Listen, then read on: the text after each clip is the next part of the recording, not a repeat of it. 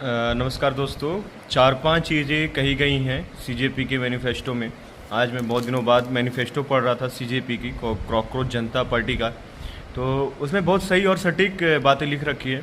सबसे पहला तो यही जो डिमांड है कि देयर शुड बी एंड कि जजों को, जो जज हमारे बनते हैं, मतलब चीफ जस्टिस मेनली खास करके जजेस होते हैं, उनको रिवॉर्ड में उनको राज्यसभा का मेंबरशिप दे दिया जाता है। मतलब कि उनको जुडिशियरी से लेजिस्लेचर में घुसा दिया जाता है। तो इस वजह से भी कुछ करप्शन जो कि जुडिशियरी में दिखने को मिलते हैं। तो पहला तो ये था।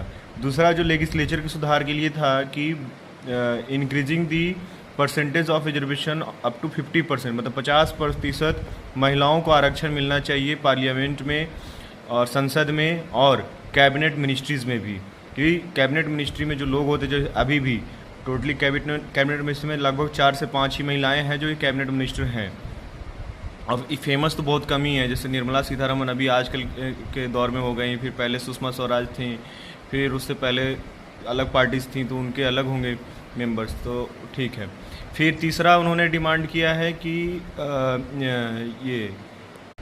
तीसरा उन्होंने बोला है इलेक्शन कमीशन ऑफ इंडिया, जो chief election commission of India होते हैं या फिर जो इलेक्शन कमिश्नर बनते हैं, उनको एक लीगली जो रूल बनाया हुआ UAPA unlawful activities prevention act के तहत जो उनको गिरफ्तार किया जाए। क्यों? ताकि जब भी अगर वो इलेक्शन में किसी लेजिटिमेट वोटर को वो अगर नाम डिलीट कर देते हैं तो उनको रोकना चाहिए और उनको किसी तरीके से अकाउंटेबल बनाना चाहिए ताकि वो किसी करप्शन पार्टी से नहीं करे।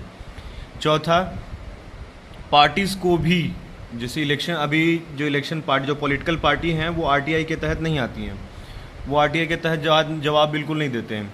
तो उनका कहना ये है कि इलेक्शन पार्टीज़ को भी RTI के तहत जवाबदेही बनना चाहिए, रिस्पॉन्सिबल होना चाहिए। पाँचवा ये है कि जो ये PM केयर्स फंड बन रहे हैं, अलग अलग तरीके के फंड बन रहे हैं, उनको जवाबदेही होना चाहिए कि कहाँ पे हमारा पैसा खर्च हो रहा है, कहाँ पे नहीं हो रहा है, और हो रहा है तो कैसे हो रहा है।